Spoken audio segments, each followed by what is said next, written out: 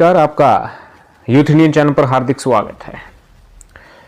3 दिसंबर 2023 को जो अचटेट का एग्ज़ाम पीआरटी का हुआ था वो सोल्ड पेपर लेकर आए हैं। 100% करेक्ट सोल्ड पेपर है। ध्यान से देखिएगा। आपको बता दें कि अगर आप 2011 से लेकर जो आज तक जितने अचटेट हुए हैं, अगर आप सोल्ड पेपर लेना चाहते हैं पीडीएफ के माध्यम से, तो आप जो स्क्रीन पर नंबर चल रहा है नीचे उस पर व्हाट्सएप कर सकते हैं और इसके लिए आपको मात्र 20 रुपये चुकाने होंगे। लेकिन सबसे पहले सोल्ड पेपर आप देखिएगा 2023 का। ये देखिएगा, सबसे पहला प्रश्न है, निम्नलिखित में से कौन सा कथन अधिगम के संबंध में सही नहीं है। सबसे खास बात है कि काफ़ी चूक ये हो जाती है कि प्रश्न को पढ़ते समय आप मिस्टेक कर लेते हैं, अंत तक नहीं पढ़ते हैं क्योंकि इसमें नहीं है वर्ड लिखा हुआ है। कई बार हम जो होता है उस पर ही जो है आंसर दे देते हैं जल्दबाजी में। तो आप अच्छी प्रकार से प्रश्न पढ़िएगा कि निम्नलिखित में से कौन सा कथन अधिगम के संबंध में सही नहीं है। ए, अधिगम अभ्यास द्वारा व्यवहार में परिवर्तन है। अधिगम अनुभव के परिणाम स्वरूप होता है। अधिगम व्यवहार में अपेक्षाकृत स्थायी परिवर्तन है। अधिगम परिपक्वता के कारण व्यवहार में परिवर्तन होता है। तो इसका राइट आंसर की यदि हम बात करें, आप भी कमेंट करके बताइएगा क्या राइट आंसर हो सकता है। इसका राइट आंसर है कि अधिगम परिपक्वता के कारण व्यवहार में परिवर्तन होता है। इसमें अधिगम के संबंध में ये सही नहीं है। जी हाँ। अगला प्रश्न है, ये देखिएगा, निम्नलिखित में से कौन सा कथन सीखने की विराम विधि के महत्व की इंगित नहीं है। इंगित नहीं है, यहाँ पर ये दिखाया गया है। सीखने में थकान नहीं होती, स्मृति चिन्ह समेकित नहीं होते, सीखने में अभिरुचि बनी रहती है, मानसिक उबता नहीं होती है। इसमें नहीं करता दिखाया गया, तो नहीं करता इसका राइट आंसर आएगा। स्मृति चिन्ह समेकित नहीं होते। जी हाँ।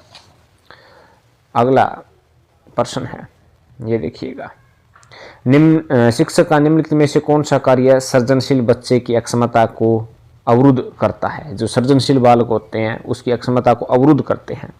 ये देखिए, अपसारी चिंतन के लिए प्रोत्साहन, दूसरों के विचारों की अनुरूपता के लिए जोर, विचारों की अभिव्यक्ति की स्वतंत्रता, नव प्रयत्न के लिए प्रेरणा। तो इसका राइट आंसर आएगा ऑप्शन बी की दूसरे के विचारों के अनुरूपता के लिए जोर देना। ये गलत है क्योंकि ये सृजनशील बालकों की अवरुद्ध उत्पन्न करता है। इसका राइट आंसर बी होगा। जी हाँ। ये देखिएगा, निम्नलिखित में से कौन सा कथन अर्जित प्रेरकों की संख्या व्याख्या नहीं करता ये पूछा है। वे जन्मजात नहीं होते, वे सार्वत्रिक होते हैं, वे जीवित रहने के लिए आवश्यक नहीं होते, वे अधिगम को प्रभावित करते हैं। आपको क्या लगता है कौन सा राइट आंसर है? तो इसका राइट आंसर है कि अर्जित प्रेरकों की सही व्याख्या नहीं करता है। ये है वे सार्वत्रिक होते हैं। जी हाँ, राइट आंसर बी है। फिर ये देखिएगा, किसी कार्य का संतोषजनक प्रभाव उस कार्य के सीखने को प्रभावित करता है। यह सीखने का यह नियम किसके द्वारा प्रतिपादित किया गया है? पेवलोव, स्किनर, थॉर्नडाइक, वाटसन। जी हाँ। आप कमेंट करके ज़रूर बताइएगा आपको क्या लगता है इनमें से कौन सा राइट होगा। हम आपको बता ही देते हैं कि ये सीखने का नियम जो बनाया है ये थॉर्नडाइक का है। जी हाँ, थॉर्नडाइक ने ये नियम बनाया था। अगला प्रश्न है, श्रवण बाधित जो विद्यार्थी होते हैं उनके शिक्षण अधिगम में कौन सा प्रशिक्षण आवश्यक नहीं है पूछा है। देखिएगा, श्रवण बाधित होते हैं जो सुनने में अक्षमता नहीं होते। सुनने के लिए सबसे पहले क्या होता है कि जिसको सुनता नहीं है वो ओठों को पढ़ सकता है, संकेत के द्वारा पढ़ा सकते हैं, लेकिन इसमें नहीं पूछा गया है। ब्रेन लिपि जो अंधे बच्चे होते हैं जिनको दिखाई नहीं देते हैं उसके लिए यूज किया जाता है। गामक प्रशिक्षण वो समझने के लिए होता है। तो इसमें A B C C D या ए सी दिए गए हैं। आपको क्या लगता है कौन सा आंसर ठीक होगा? जल्दी कमेंट करें क्योंकि इसमें साफ पूछा गया है कि शिक्षण अधिगम हेतु कौन सा प्रशिक्षण आवश्यक नहीं है। तो हम आपको बता देते हैं इसका जो राइट आंसर है वो सी और डी है कि ब्रेन लिपि और गामक प्रशिक्षण श्रवण बाधित विद्यार्थियों के लिए नहीं होता है, क्योंकि ब्रेन लिपि आँखों से जो वंचित जो होते हैं उनके लिए, और गामक उन सामान्यों के लिए होती है। अगला प्रश्न है, एक बच्चा किसी पाठशाला को अपनी सुविधा अनुसार कई भागों में बांटकर सीखता है, यह सीखने की कौन सी विधि है? जी हाँ, पूर्ण विधि। एक बच्चा है किसी पाठ को अपनी सुविधा अनुसार कई भागों में, यानी एक पाठ को कई भागों में डिवाइड करके पढ़ता है, तो कौन सी विधि होगी? पूर्ण विधि। पूर्ण विधि तो हो ही नहीं सकती क्योंकि पूर्ण रूप से नहीं कर रहा। अविराम विधि यानी बिना विराम के ये भी नहीं कर रहा। अंश विधि या प्रशासक विधि? आप कमेंट करके फटाफट बताइएगा राइट आंसर क्या हो सकता है। तो इसका राइट आंसर है अंश विधि, क्योंकि वह अंशों में बांट रहा है, वो छोटे छोटे हिस्सों में बांट रहा है, तो अंश विधि इसका राइट आंसर होगा। अगला प्रश्न है, विभिन्न आवश्यकताओं वाले विद्यार्थियों की समावेशी कक्षा के लिए कौन सी शिक्षण अधिगम व्यूह रचना महत्वपूर्ण होगी? इसका राइट आंसर होगा, ये देखिएगा, बहुसंवेदनीय शिक्षण ऑप्शन के तौर पर, साथी शिक्षण, सहयोगी अधिगम या दल शिक्षण। इसमें ABD भी दिया हुआ है, BC भी दिया हुआ है, AD भी दिया हुआ है, ABCD भी दिया हुआ है। विभिन्न आवश्यकताओं वाले विद्यार्थियों की समावेशी शिक्षा के लिए कौन सा अधिगम व्यूह रचना महत्वपूर्ण होगी? इनमें से इन्होंने ऑप्शन आपके सामने रखे हैं। आपको क्या लगता है कौन सा राइट आंसर होगा? कमेंट करें। आपने जो सोचा है वो ध्यान में रखें, लेकिन इसका राइट आंसर आएगा ऑप्शन डी, ABCD यानी सभी भाग आएंगे। ये देखिएगा, किस अधिगम नियोगिता में निम्नलिखित आक्षेप कार्यक्रम सुझाए गए हैं? जी हाँ, भाषाई समझ के लिए प्रयास या वर्तनी सुधार के लिए अभ्यास। किस अधिगम नियोगिता? डिसलेक्सिया, डिसग्राफिया, डिसमेगिनीसिया या डिस्कैलकुलिया? जी हाँ, बहुत ही महत्वपूर्ण प्रश्न है। ऐसे प्रश्न यानी जो अधिगम नियोगिता वाले होते हैं, इनमें से जरूर प्रश्न पूछा जाता है। तो इसका राइट आंसर होगा डिसलेक्सिया। जी हाँ, कमेंट जरूर करें, क्योंकि कमेंट के माध्यम से आप बता सकते हैं राइट आंसर। किस मनोवैज्ञानिक ने अपने संज्ञानात्मक विकास सिद्धांत में वस्तु स्थायित्व का संप्रत्यय प्रस्तुत किया था? वस्तु स्थायित्व का जो है संप्रत्यय प्रस्तुत किया था? प्याजे, वायगोत्स्की, ब्रुनर या कोहलबर्ग? जी हाँ, इसका राइट आंसर आएगा प्याजे। जी हाँ, जीन प्याजे। अनुदेशात्मक कार्यक्रम के दौरान प्रतिपुष्टि द्वारा सुधार के उद्देश्य से किया गया मूल्यांकन कहलाता है? अनुदेशनात्मक कार्यक्रम के दौरान प्रतिपुष्टि द्वारा सुधार के उद्देश्य से किया गया क्या कहलाता है? योगात्मक, निदानात्मक, व्यवस्थात्मक या निर्माणात्मक या रचनात्मक? आप कमेंट करके जरूर बताइएगा, क्योंकि आपके कमेंट महत्वपूर्ण है और इससे आप अंदाज़ा लगा सकते हैं कि कौन सा राइट आंसर होगा। हम आपको बता ही देते हैं, इसका ऑप्शन होगा डी कि निर्माणात्मक या रचनात्मक। जी हाँ, ये देखिएगा, निम्नलिखित में से कौन सा बाह्य अभिप्रेरक नहीं है? बाह्य अभिप्रेरक नहीं है ये पूछा है। अनुमोदन, उपलब्धि, सत्ता या विश्राम? जी हाँ, बाह्य अभिप्रेरक नहीं है पूछा है, तो इसका राइट आंसर आएगा विश्राम। अगला प्रश्न है, मानसिक आयु का प्रत्यय किसने दिया? मानसिक आयु, बिनेट, टर्मन, वेस्ले? जी हाँ, इनमें से कौन सा राइट आंसर होगा? कमेंट करके जरूर बताइएगा। हम आपको बता देते हैं बिनेट इसका राइट आंसर है, कि मानसिक आयु का प्रत्यय किसने दिया था? बिनेट ने। गेंगने के अधिगम प्रतिमान के अनुसार किसी संप्रत्यय अधिगम के पूर्व किस प्रकार के अधिगम की आवश्यकता नहीं होगी? किस प्रकार के अधिगम की आवश्यकता नहीं होगी पूछा है? श्रृंखला अधिगम, नियम अधिगम, संकेत अधिगम या विभेदन अधिगम? कमेंट करें, फटाफट कमेंट करें। इसका राइट आंसर है नियम अधिगम। जी हाँ। अगला है, निम्नलिखित में से कौन सा बुद्धि प्रशिक्षण एक अशाब्दिक बुद्धि प्रशिक्षण है? आर्मी अल्फा प्रशिक्षण, रेवन का प्रोग्रेसिव मैट्रिसेज प्रशिक्षण, बिनेट साइमन प्रशिक्षण, जलोटा सामान्य मानसिक योग्यता प्रशिक्षण? जी हाँ। निम्नलिखित में से कौन सा बुद्धि प्रशिक्षण का एक अशाब्दिक बुद्धि प्रशिक्षण है? इसका राइट आंसर होगा ऑप्शन बी। जी हाँ, रेवने का प्रोग्रेसिव मैट्रिसेज प्रशिक्षण। विगोत्सी के अनुसार वह भाषण जो स्वयं की ओर निर्देशित होता है कहलाता है। जो स्वयं की ओर निर्देशित होता है, खुद के लिए जो निर्देशित होता है, वो क्या कहलाता है? सामाजिक, बाह्य, निजी, अंतःक्रिया भाषण।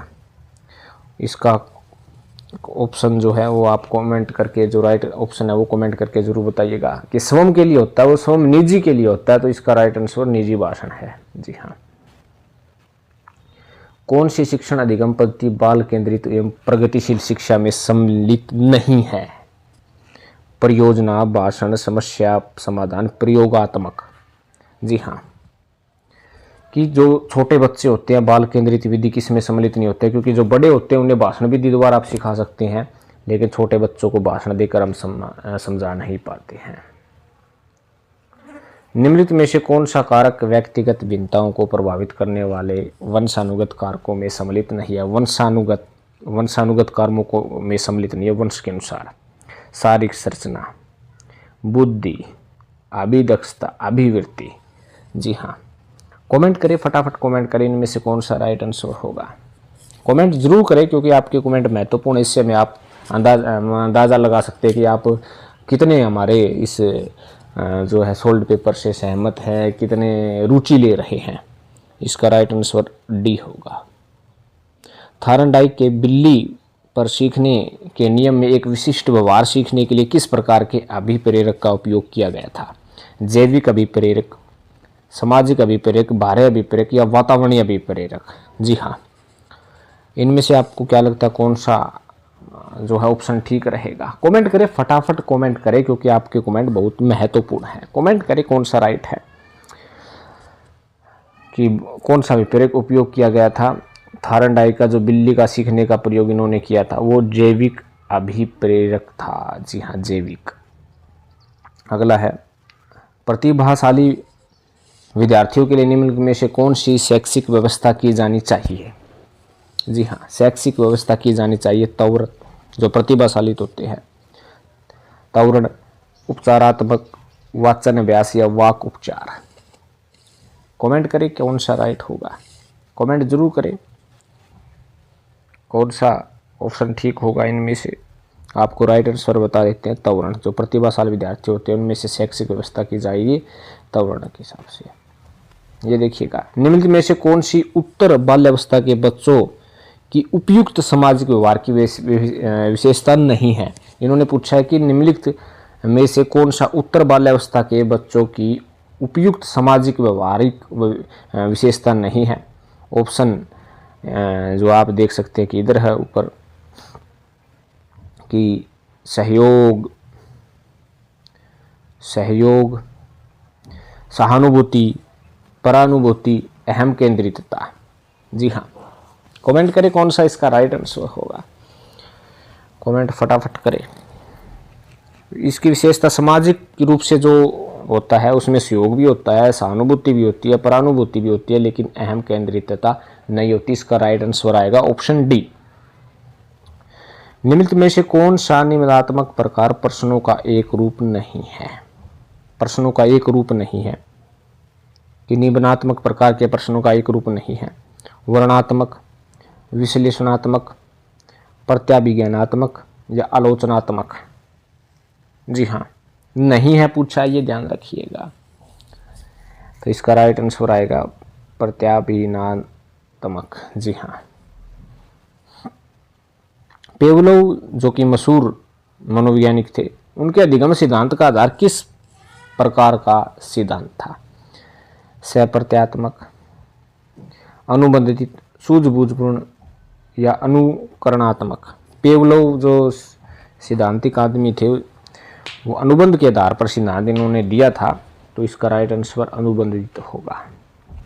समीपस्थ विकास का क्षेत्र यह संप्रदाय किस मनोविज्ञान द्वारा प्रस्तुत किया गया है? समीपस्थ विकास, एरिक्सन, कोलबर्ग, वाइगोत्स्की या प्याजे।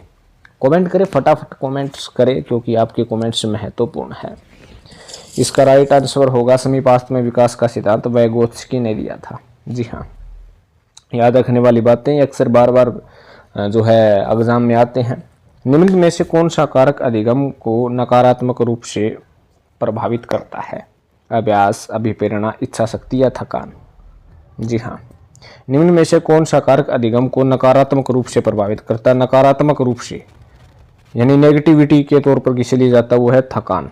जी हाँ, जब एक बच्चे का नैतिक विकास एक अच्छा लड़का या अच्छी लड़की घोषित होने की इच्छा पर आधारित होता है तो इस नैतिकता का संबंध किससे है? व्यक्तिवाद या विनिमय, सामाजिक अनुबंध, आज्ञाकारिता एवं दंड, अच्छे अंतर्व्यक्तिगत संबंध?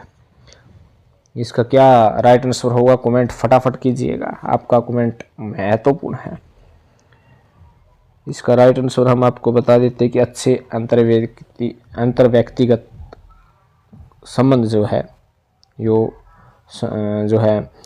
इसका राइट आंसर है। विकास की प्रक्रिया प्रारंभ होती है गर्भाधान से परिपक्वता की ओर, जन्म से परिपक्वता की ओर, गर्भधान से मृत्यु तक की ओर, जन्म से मृत्यु तक की ओर विकास की प्रक्रिया प्रारंभ होती है। विकास की प्रक्रिया प्रारंभ होती है गर्भधान से परिपक्वता तक, जन्म से परिपक्वता तक, गर्भधान से मृत्यु तक, जन्म से मृत्यु तक। जी हाँ,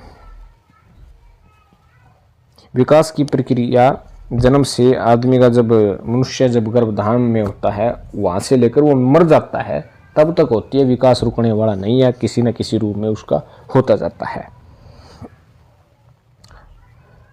90 से 110 बुद्धि प्रकार किस बौद्धिक श्रेणी का प्रतिनिधित्व करता है? औसत, औसत से कम, औसत से अधिक या श्रेष्ठ? तो ये आप देख सकते हैं कि 90 से 110 पूछा है। तो इसका राइट आंसर क्या होगा? कमेंट करें, फटाफट कमेंट करें। हालांकि 90 से 110 तक का सामान्य होता है, सामान्य का अर्थ होता है औसत। जी हाँ, तो राइट आंसर औसत है। सामाजिकरण की प्रक्रिया में साथियों का प्रभाव उत्तर बाल्यावस्था किस नाम को संदर्भित नहीं करता है? दल आयु, खेल आयु, अनुरूपता की आयु, संक्रमण आयु? जी हाँ, नहीं करता है। साथियों का प्रभाव उत्तर बाल्यावस्था के किस नाम को संदर्भित नहीं करता है? नहीं करता है पूछा है, नहीं करता है। खेल में भी होता है, दल में भी होता है, अनुरूपता की आयु में भी होता है, लेकिन संक्रमण का आयु ये कभी नहीं होता। इसका राइट आंसर डी होगा। तो ये मनोविज्ञान विषय से संबंधित जो लास्ट प्रश्न है, क्योंकि 30 प्रश्न पूछे गए थे 2023 में, 30 ही आते हैं, तो ये लास्ट है मनोविज्ञान का कि निम्नलिखित में से कौन सा कथन विकास के संदर्भ में सही नहीं है?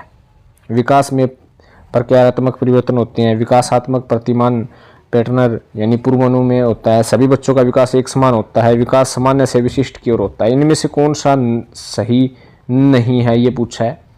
तो इन ऑप्शनों में से आप टू द पॉइंट सही बताएं कौन सा आंसर सही होगा। कमेंट करें, अच्छे से पढ़े, क्योंकि मनोविज्ञान ऐसा विषय है कि जितना आप प्रैक्टिस करोगे उतना ही अच्छी प्रकार से आपको याद रहता है कि कौन सा क्या कुछ जो है जो प्रश्न पूछा गया है उसका ऑप्शन ठीक होगा। तो इसका ये राइट आंसर होगा ऑप्शन सी। जी हाँ, तो अगला जो विषय है जो 2023 के इस एग्ज़ाम में जो दिया था वो हिंदी है। हिंदी के करीब 15 प्रश्न पूछे गए जाते हैं। तो जो 2023 में पूछे गए थे वो सोल्ड पेपर आपके सामने है। अगर आप 2011 से लेकर 2023 तक, 24 तो अभी चल रही है, यहाँ तक के यदि सोल्ड पेपर लेना चाहते हैं, आंसर सहित लेना चाहते हैं, सोल्ड पेपर PDF के माध्यम से प्रोवाइड कराएंगे मात्र 20 रुपये में। इसके लिए भी मामूली फीस कुछ हमने जो है जानबूझकर भी रखी है, क्योंकि हम फ्री भी प्रोवाइड करा सकते थे, लेकिन जो पढ़ने वाले बच्चे हैं वही इसको चुका पाएंगे, क्योंकि उनका एक मकसद होता है कि जो तैयारी नहीं करते हैं वो इससे दूर रहेंगे। यही हमारा उद्देश्य है। किसी शब्द में ईत प्रत्यय कृदंत के रूप में प्रयुक्त होता है। पूजित, कुसुमित, कलंकित, फलित, ईत प्रत्यय कहा है, ये ध्यान रखिएगा। जी हाँ, कि कृदंत के रूप में उपयुक्त हुआ है। कमेंट करें कौन सा राइट आंसर होगा। इसमें राइट आंसर है पूजित। जी हाँ। किस विकल्प में समा क्षमा शब्द युगम का कर्म से सही अर्थ है? तपत धूप, कथता माफी, माफी तलवार, माफी पृथ्वी। जी हाँ, कमेंट करें कौन सा इसका राइट आंसर है। कमेंट फटाफट कीजिएगा, सोचिएगा, विचारिएगा कि क्या आंसर होगा। हम आपको बता देते हैं कि 32 का डी आंसर है कि माफी पृथ्वी। तत्पुरुष समास का कौन सा युग्म असंगत है? असंगत मीन है कि सही नहीं है। आशातीत कर्म, तुलसी कीर्त संबंध, रसोई घर संप्रदान, गृहस्थ अधिकरण, तत्पुरुष।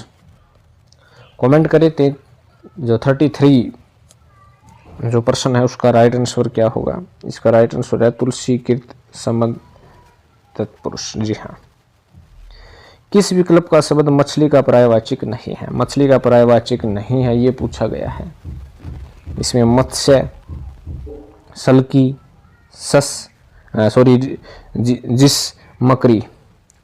कमेंट करें आप, फटाफट कमेंट करें कि मछली का पर्यायवाचक कौन सा शब्द नहीं है। इसका राइट आंसर आपको बता देते हैं कि मकरी होगा, मकरी।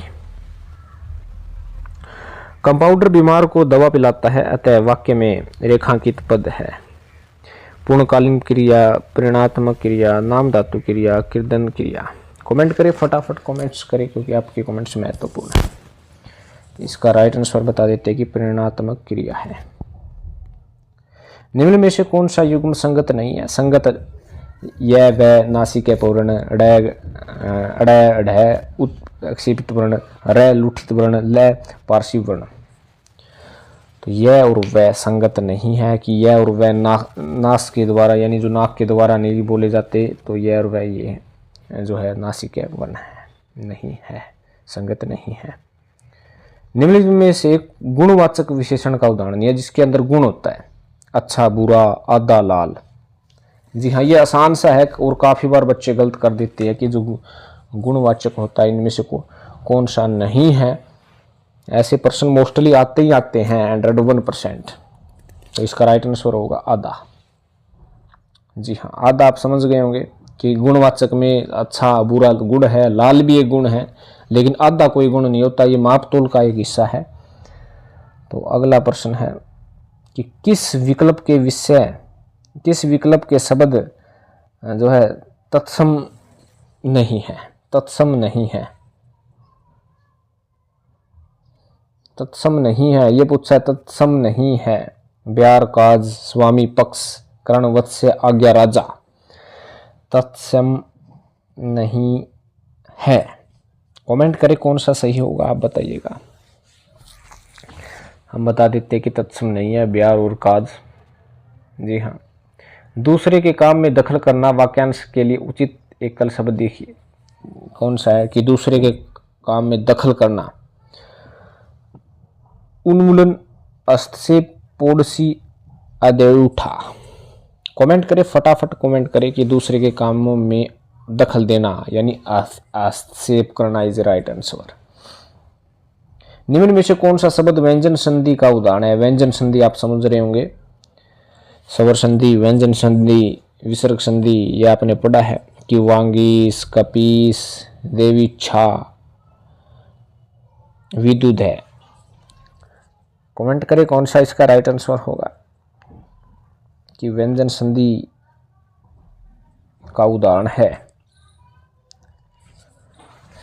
व्यंजन संधि का उदाहरण है जो इसका राइट आंसर होगा वांगीस, वाक जमा इस। किस विकल्प के शब्दों में प्रत्यय संबंधी अशुद्धि है? प्रत्यय संबंधी अशुद्धि है, अशुद्धि है, ये ध्यान रखिएगा। व्योत्तर चिन्ह, प्रत्याशी, प्रमुदित, माननीय, नाइन, पांडियता, बाहुल्यता। किस विकल्प के संबंध में प्रत्यय संबंधी अशुद्धि है? कमेंट करें कौन सा राइट आंसर होगा। इसका राइट आंसर हम बता देते हैं कि पांडित्य और बाहुल्यता इसका राइट आंसर है। निम्न में से कौन सा भेद पुरुषवाचक सर्वनाम का नहीं है? पुरुषवाचक सर्वनाम का भेद नहीं है। व्यक्तिवाचक, मध्य पुरुष, उत्तम पुरुष, अन्य पुरुष। जी हाँ, कमेंट करें कौन सा इसमें राइट आंसर है। सबसे आसान प्रश्न है, फ्री का नंबर हम ये कह सकते हैं, क्योंकि पुरुषवाचक के जो भेद है उसमें उत्तम पुरुष, मध्यम पुरुष और अन्य पुरुष है, और व्यक्तिवाचक तो अलग ही है इससे, तो व्यक्तिवाचक इज राइट आंसर। किस विकल्प में विलोमार्थी युग्म संगत नहीं है? विलोमार्थी युग्म संगत नहीं है। आज्ञा, अनुज्ञा, आच्छन, निराच्छन, आचार, अनाचार, आलसी, उद्यमी। जी हाँ, इसका राइट आंसर आ गया आज्ञा, अनुज्ञा। किस विकल्प के संबंध में अभी उपसर्ग से निर्मित नहीं है? अभी उपसर्ग से संबंध नहीं बना है। अभिराम, अभ्यागत, अभ्युदय, अभिषेक, अभीष्ट, अभिपस्थिति, आधिकारिक, आध्यात्मिक। ये भी सिंपल सा है कि अभी जिसके आगे है वे अभी उपसर्ग से बने, जिसके आगे अभी नहीं है ये जो है अभी इसके आगे नहीं बने, तो राइट आंसर डी है। किस विकल्प का शब्द व्यक्तिवाचक संज्ञा का उदाहरण या व्यक्तिवाचक संज्ञा का उदाहरण नहीं है? नगर, आगरा, रामायण, ताजमहल। व्यक्तिवाचक जो व्यक्ति के जो है कह सकते हैं कि एक प्रकार से नाम की बात की जाए, वो व्यक्तिवाचक संज्ञा के रूप में इसे लिया जाता है, तो इसका राइट आंसर होगा नगर। क्योंकि बाकियों के तो नाम है, आगरा, ताजमहल और रामायण। व्यक्तिवाचक में व्यक्ति का नाम हो, स्थान का नाम हो, जगह का नाम हो, कोई पुस्तक का नाम हो, वो व्यक्तिवाचक के अंदर आता है। लेकिन नगर तो एक प्रकार से व्यक्तिवाचक नहीं है। ये देखिएगा, इंग्लिश के भी प्रश्न पूछे जाते हैं, आपको पता है कि choose the correct option to fill in the blank. He dash sleep after reading at least 20 pages every night when he lived in hostel. Correct option करना है विल, माइट, शुड, सेल। जी हाँ, तो he dash sleep after reading at least 20 pages every night when he lived in hostel. जी हाँ, तो आप बताइएगा इसका राइट आंसर क्या होगा कमेंट करके। हम बता देते हैं कि इसका राइट आंसर होगा ऑप्शन बी, वुड। जी हाँ, choose the correct prepositions for the blanks. He has, जी हाँ, he has living Kolkata dash last 3 years। He has been living dash Kolkata. तो इसके ऑप्शन है in since 8, 4, in 4, into since. Option आपके सामने है, कमेंट कीजिएगा, फटाफट कमेंट कीजिएगा।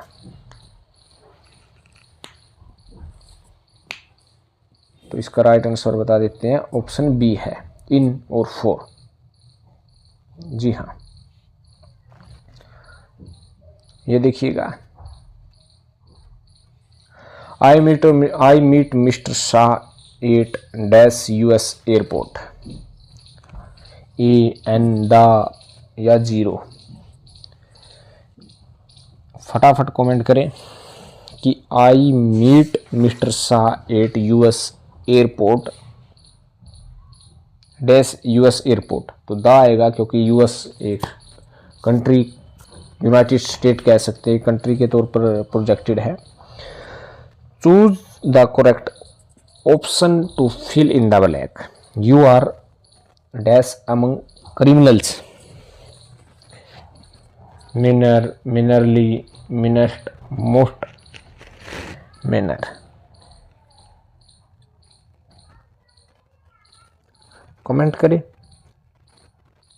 इसका राइट आंसर आपको बता देते हैं, meanest. Choose the correct one word substitution. A disease that spreads over a large area. Effeminate, germicide, epidemic, illicit. जी हाँ, कमेंट करें, फटाफट कमेंट करें इसका राइट आंसर क्या होगा। इसका राइट आंसर है option C. Choose the correct option for the underlined word. He is luckily to come today. Adverb, pronoun, adjective, conjunction. He is luckily to come today. He is luckily to come today. Luckily क्या है इसमें? Luckily, जी हाँ, comment करें। इसका adverb is right answer. The antonymy of adversity is discord, prosperity, scarcity और misery. यानी A B C D में से कौन सा इज राइट आंसर है? कमेंट करें। इसका राइट आंसर आएगा ऑप्शन बी। जी हाँ। Choose the correct option to fill in the blank. You will fail dash you work very hard, nevertheless, however, unless, beside. Comment करें इसका right answer क्या है। You will fail dash you work very hard, beside आएगा इसका right answer, beside. This synonym of healthy is week, dirty, filthy, strong. Right answer है dirty. जी हाँ, right answer है इसका डर्टी। अगला देखिएगा। The idiom to pay off old scores means to return capital without interested, to have revenge, to live within one's initial income, to refuse to pay one's loan. जी हाँ, comment करें, फटाफट comment करें क्या answer है। आपको बता भी देते हैं। इसका राइट आंसर आएगा option B, to have revenge. Choose the correct option. Misanthrope is something imaginary, something not based on facts, one who hates mankind, a call for sacrifice। जी हाँ, इसका राइट आंसर आएगा one who hates mankind। the word pure means, इसका क्या अर्थ है ये देखिएगा। reasonless and moral, worthless, liberal या traitor। इसका राइट आंसर की बात करें तो कहीं ना कहीं ऑप्शन ए राइट आंसर है। बिल्कुल correct option A right answer है। Choose the correct sentence. He break her heart of turning down her proposal. जी हाँ, he break her heart by turning down her proposal. He has breaked her heart by turning down her proposal. He break her heart by turning down her proposal. तो इसका right answer आपको बताना है। Right answer इसका D आएगा। जी हाँ। Choose the correct option to fill in the blank. He dash is sister more than anyone else, love, was loving, is loving, loves. Comment करें कौन सा राइट आंसर है। इसका राइट आंसर होगा loves, option D. Choose the correct sentence from look here खालिस here dash the director of the drama. जी हाँ, had came, have came, came, cames, look. जी हाँ, कमेंट करें इसका राइट आंसर क्या होगा। इसका राइट आंसर होगा ऑप्शन डी, कैम्प्स। जी हाँ। तो इस प्रकार हमने करीब 60% 2023 के सोल्ड पेपर में से हमने कर लिए हैं, जो मोस्टली आपने अच्छी प्रकार से इसमें भाग भी लिया है। लेकिन मैथ के प्रश्न भी इसमें पूछे गए हैं। मैथ के प्रश्न के सीधे ऑप्शन के तौर पर आपको उत्तर हम बता भी देंगे, लेकिन सबसे पहले हम हरियाणा जीके की बात करते हैं। हरियाणा के निम्नलिखित राज्यपालों में कौन सा संविधान सभा का सदस्य भी था? संविधान सभा का सदस्य भी था? कमेंट करें। सरदार हर्षण सिंह बराड़, ये देखिएगा, श्री जयसुखलाल आथी, श्री महावीर प्रसाद, श्री बाबू रामानंद। जी हाँ, कमेंट करें, फटाफट कमेंट करें कि निम्नलिखित में से राज्यपालों में से कौन सा संविधान सभा का सदस्य भी था? इसका राइट आंसर आएगा ऑप्शन बी, श्री जयसुखलाल आथी। जयसुखलाल आथी। जी हाँ, हरियाणा का वह जिला जहाँ एक राष्ट्रीय उद्यान स्थित है। हरियाणा का वह जिला जहाँ राष्ट्रीय उद्यान स्थित है। कमेंट करें, फटाफट कमेंट करें। रेवाड़ी, जींद, सोनीपत, गुरुग्राम, फटाफट कमेंट करें। इसका राइट आंसर आपको बता देते हैं, गुरुग्राम। हरियाणा का वह कस्बा जो कृषि उपकरणों के निर्माण के लिए प्रसिद्ध है। कृषि उपकरणों के लिए कल्लानौर, दादरी, बलाना, समालखा। कमेंट करें, फटाफट कमेंट करें। कृषि उपकरणों के लिए फेमस है समालखा, पानीपत जिले में है। करोहा चोटी की ऊंचाई कितनी है? करोहा चोटी जो हरियाणा की चोटी है, ये इसकी ऊंचाई पूछी गई है, ऊंचाई कितनी है? 1400 मीटर से अधिक। इसका राइट आंसर आएगा कि 1400 मीटर से अधिक करोहा चोटी की ऊंचाई है। निम्नलिखित में से किस सूफी संत ने हरियाणा क्षेत्र में चिश्ती सिलसिले की स्थापना की थी? मोहम्मद बख्तियार काकी, नसूरुद्दीन मसूद, बाबा फिरुद्दीन गेसू गदराज। तो राइट आंसर बताइएगा क्या है कि निम्नलिखित में से सूफी संत ने हरियाणा क्षेत्र में चिश्ती सिलसिले की स्थापना किसने की थी? कमेंट करें, फटाफट कमेंट करें। राइट आंसर आएगा बाबा फिरुद्दीन। हरियाणा में कुल कितने उपखंड है? हरियाणा कुल कितने उपखंड है? उपखंड पूछा है। 95, 143, 49, 74। इसका राइट आंसर आएगा 74। शिवालिक विकास एजेंसी का मुख्यालय है। शिवालिक कहाँ पर है आपको पता है? सबसे पहले शिवालिक जानिएगा कि शिवालिक विकास एजेंसी क्या है, क्या नहीं है। तो उसके बाद में आप बता सकते हैं कि शिवालिक के बारे में पंचकुला में है, यमुनानगर में है, अम्बाड़ा में है या कुरुक्षेत्र में है। कमेंट जरूर करें। तो इसका राइट आंसर आएगा अम्बाड़ा। आपको बता दें कि शिवालिक विकास एजेंसी का मुख्यालय अम्बाड़ा में है। हरियाणा सरकार ने मार्च 1993 में जो है क्षेत्र केंद्रित विकास की सुविधा के लिए कार्यान्वयन विंग के रूप में शिवालिक विकास बोर्ड, जिसे एसडीबी के साथ एसडीबी भी कहते हैं, यह एक स्वतंत्र बोर्ड का गठन है। तो इसका संपूर्ण पंचकुला, अम्बाड़ा और यमुनानगर जिला है। 1993 में इसकी स्थापना के समय एसडीए के मुख्य लक्ष्य और उद्देश्य जो है बनाए गए थे। तो अम्बाड़ा इज राइट आंसर। तो हरियाणा जी के भी आपको हमने करवा दी है कि जो 2023 के एग्ज़ाम में आई थी। तो अब आप ईवीएस देखिएगा। ईवीएस काफ़ी महत्वपूर्ण प्रश्न पूछे जाते हैं कि शिक्षक ईवीएस शिक्षण में स्वदेशी ज्ञान और दृष्टिकोण को समग्र रूप से कैसे एकीकृत करता है?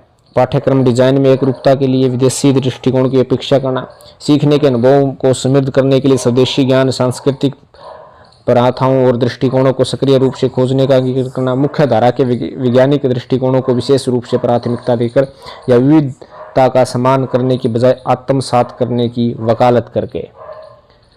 जी हाँ, तो ईवीएस का प्रश्न है, सबसे पहला प्रश्न है ये ईवीएस का। इसका राइट आंसर है ऑप्शन डी कि विविधता के सम्मान करने की बजाय आत्मसात करने की वकालत करके। कई ताप विद्युत संयंत्र आमतौर पर कोयले या तेल क्षेत्रों के पास क्यों स्थापित किए गए हैं? जीवाश्म ईंधन के जलने से होने वाले वायु प्रक्षेपण की कम करना, विद्युत प्रशोषण की दक्षता में सुधार करना, बिजली उत्पादन में पानी की आवश्यकता को कम करना, कोयला या पेट्रोल का अधिक आसानी से परिवहन करना है। कई ताप विद्युत इन्होंने पूछा। इसका राइट आंसर आएगा ऑप्शन डी। जी हाँ। अगला है ईवीएस शिक्षण के संदर्भ में मापन का तात्पर्य क्या है? छात्रों को अत्यधिक सहायता प्रदान करा। जैसे जैसे छात्र कौशल और ज्ञान प्राप्त करते हैं, समर्थन धीरे धीरे कम होता जाता है। निर्धारित पाठ्यक्रम का कठोरता से पालन करना, छात्रों को उनके साथियों से अलग करना। इसका राइट आंसर बताइएगा क्या है कि मापन का तात्पर्य क्या है? इसका राइट आंसर ऑप्शन बी है। जी हाँ, ये सोल्ड पेपर है 2023 का जो पीआरटी का था।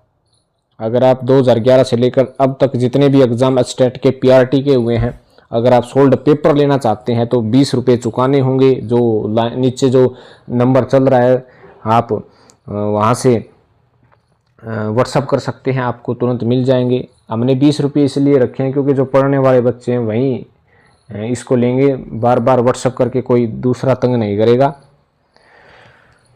Protein, vitamin B1, B2, B6, B12, चीनी, कैल्शियम, कार्बोहाइड्रेट, विटामिन, खनिज, तो ये कॉलम ए और कॉलम बी दिए हैं। तो इसको जो है आपको करना होगा कि कौन से पद पर विचार करें, कौन सा ये जो है पद महत्वपूर्ण है। तो इसके ऑप्शन है vitamin B1, B2, B6, B12, B12 तक है, कैल्शियम है, ऊर्जा है, दाल, पल्स है। तो खनिज से मेल खाती है, खनिज से कौन सी मेल खाती है, इसने ये पूछा है कि खनिज से इनमें से कौन सी मेल खाती है, कैल्शियम मेल खाती है या विटामिन के या ऊर्जा। कमेंट करें आप कौन सा इसका राइट आंसर है। इसका राइट आंसर आपको बता भी देते हैं कि कैल्शियम इज राइट आंसर। जी हाँ, कैल्शियम राइट आंसर है। एक पारिस्थितिकी तंत्र में ऊर्जा का प्रवाह एक दिशात्मक होता है, सामग्री का प्रवाह एक दिशात्मक होता है, सामग्री प्रवाह चक्रीय होता है या ऊर्जा का प्रवाह चक्रीय होता है। A1 2 B2 3 C1 4 D1 3। Comment करें, फटाफट कमेंट करें क्या इसका आंसर हो सकता है। ऑप्शन डी 1 और 3 कि ऊर्जा का प्रवाह और दिशात्मक होता है और सामग्री का प्रवाह चक्रीय होता है।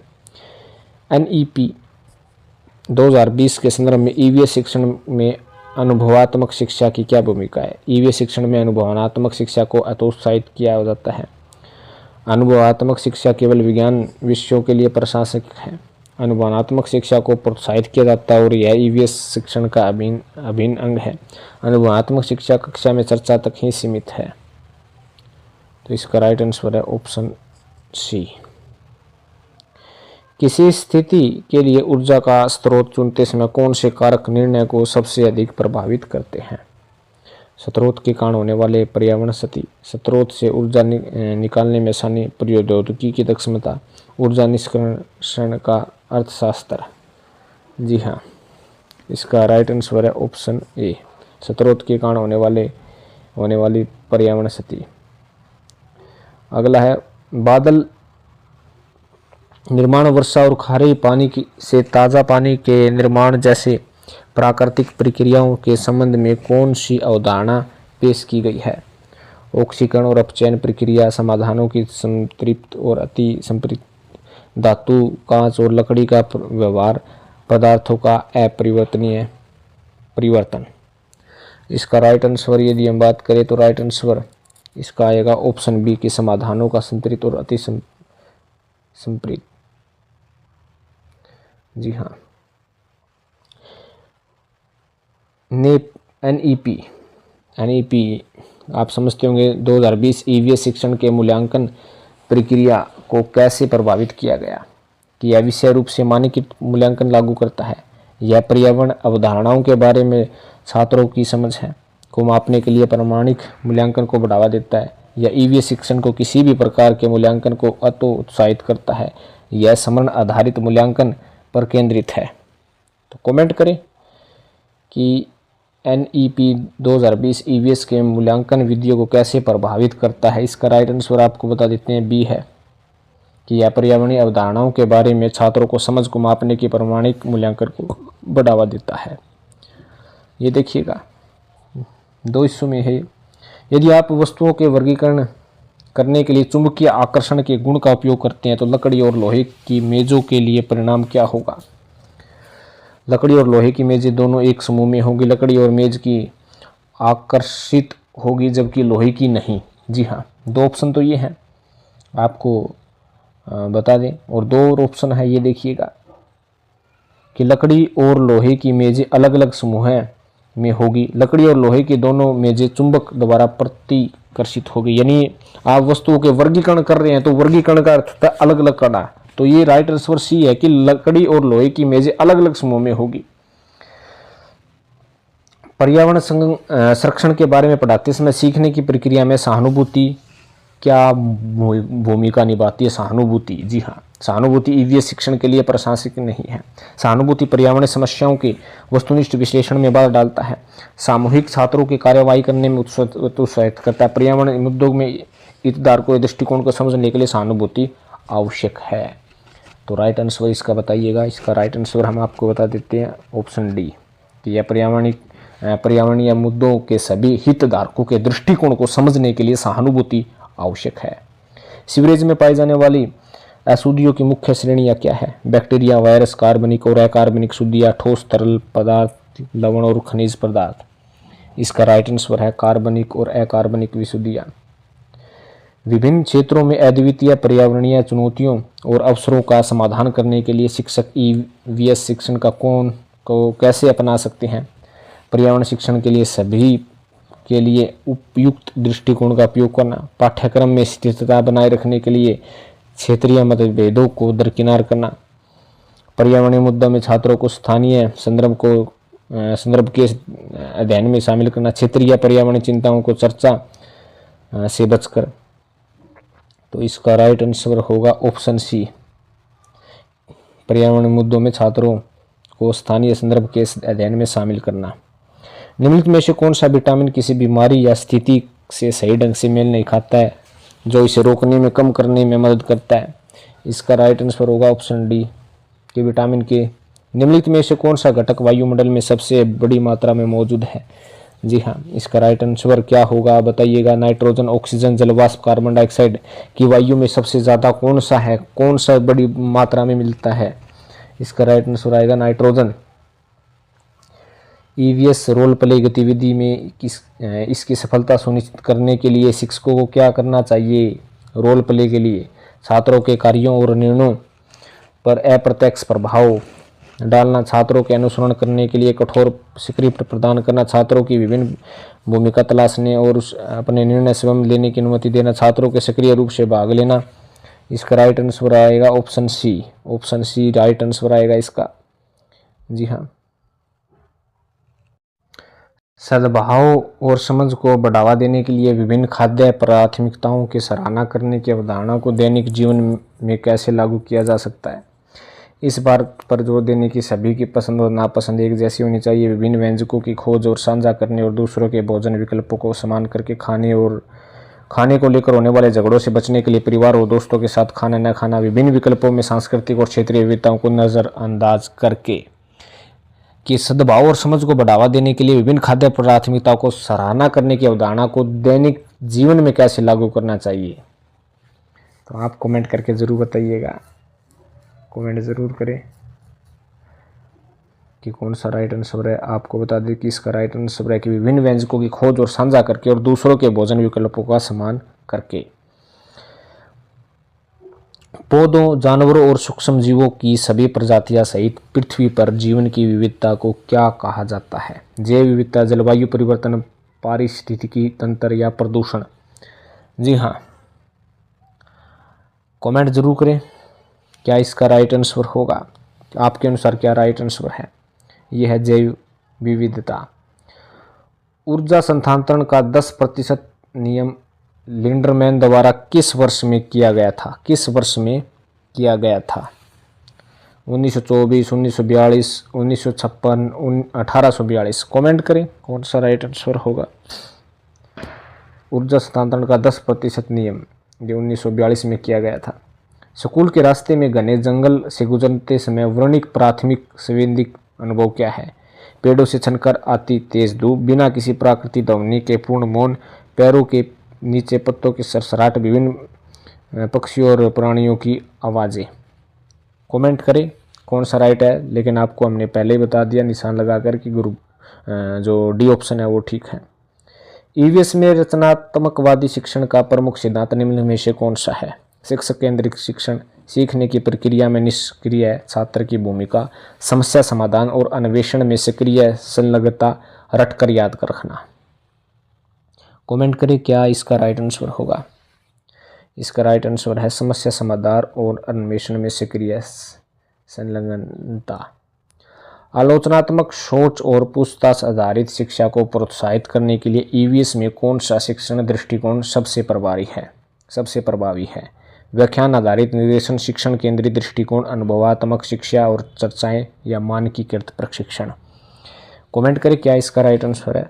आपको राइट आंसर बता भी देते हैं कि अनुभवात्मक शिक्षा और चर्चाएं। पतियों की विशेषताओं की पहचान करते समय निम्नलिखित में से कौन सी इंद्रियां सबसे अधिक प्रशासिक है? यानी पतियों की जो विशेषताओं को पहचान करते हैं तो कौन सी इंद्रियां अधिक प्रशासिक होगी, ये बताना है आपको कि सुनाई देगा, गंध होगी या दृष्टि होगी या स्वाद होगी। ये देखिएगा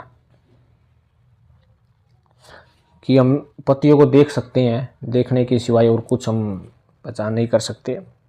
असमान भोजन वितरण में संबंध में सुपोषित बच्चों की तुलना कुपोषण, बीमारी और भूख पीड़ित बच्चों को करते समय किस मुद्दे पर चर्चा होने की सबसे अधिक संभावना है? स्वास्थ्य सुविधाओं की, सामाजिक आर्थिक की, जलवायु परिवर्तन की या तकनीकी प्रगति की।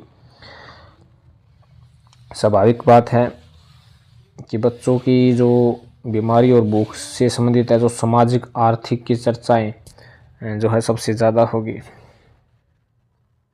विश्व के वनों और उनके महत्व के बारे में जागरूकता बढ़ाने और जश्न मनाने के लिए 21 मार्च को कौन सा पर्यावरण जागरूकता दिवस मनाया जाता है? विश्व पर्यावरण दिवस, विश्व वेटलैंड दिवस, भोपाल त्रासदी दिवस, विश्व वन दिवस। 21 मार्च को कौन सा दिवस मनाया जाता है? विश्व वन दिवस मनाया जाता है। आपको बता देते हैं विश्व वन दिवस। निम्न में से कौन सा पानी का स्रोत जल स्रोतों के संदर्भ में परिवार के सदस्य की अवधारणा में सबसे अधिक निकटता से संबंधित है? परिवार के सदस्य पानी का स्रोत के संदर्भ में परिवार के सदस्य की अवधारणा। परिवार के सदस्य कहाँ पर जाएंगे? कुआं अधिक निकटता से संबंधित है। पानी की अनोखी विशेषता क्या है? पानी की क्या विशेषता है? जल प्रकृति का मुख्य अपरिवर्तन तत्व है। जल के विभिन्न रूप हैं, यह जीवन के लिए आवश्यक है। पानी केवल नदियों और झरनों में मौजूद है। पानी मुख्य दुनिया में दुर्भाग्य का कारण बनता है। कमेंट करें इसका राइट आंसर बता देते हैं कि ऑप्शन बी है। निम्न में से कौन सा सामग्री आमतौर पर जंगलों से प्राप्त लकड़ी से प्राप्त नहीं होती है? लकड़ी से प्राप्त नहीं होती है। कागज, माचिस की तिलियां और थर्मोकोल, प्लाईवुड। इसका राइट आंसर है थर्मोकोल। थर्मोकोल नहीं होता। ईवीएस शिक्षण में भ्रमण और व्यवहारिक गतिविधियों का क्या महत्व है? जी हाँ, ये देखिएगा, वे छात्रों को व्यवहारिक अनुभव और पर्यावरणिक अवधारणाओं की गहरी समझ करते हैं।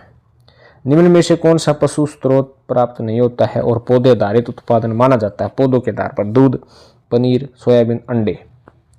पशु स्रोत से प्राप्त नहीं होता, ये पौधों द्वारा जो है होता है। कमेंट करें, बिल्कुल आसान है, सोयाबीन पौधों द्वारा होता है। तो इस प्रकार हमने मैथ्स के छोड़ के सभी विषयों के जो 2023 में आए थे एचटेट पीआरटी के, वो विषय हमने किए हैं। तो अगर आप सोल्ड पेपर 2011 से अब तक जितने भी एचटेट पीआरटी के हुए हैं, अगर आप वो लेना चाहते हैं तो व्हाट्सअप नंबर हमने जो है डिस्क्रिप्शन में प्रोवाइड किया गया है, वहाँ पर व्हाट्सअप नंबर है, व्हाट्सअप करें। और 20 रुपये चुकाने होंगे। 20 रुपये इसलिए हमने चुकाने की बात कही है कि जो पढ़ने वाले बच्चे हैं केवल वहीं खरीद सके, क्योंकि मार्केट में जब सोल्ड पेपर की आप बुक्स लेते हैं तो 150 रुपये, 100 रुपये, 120 रुपये, 140 रुपये की आप लेंगे। तो ये पीडीएफ है, पीडीएफ के माध्यम से आप फ़ोटो कॉपी भी निकलवा सकते हैं। तो कमेंट करें कि आपको ये जो हमने सोल्ड पेपर कराया है कैसा लगा है, कमेंट जरूर करें। धन्यवाद।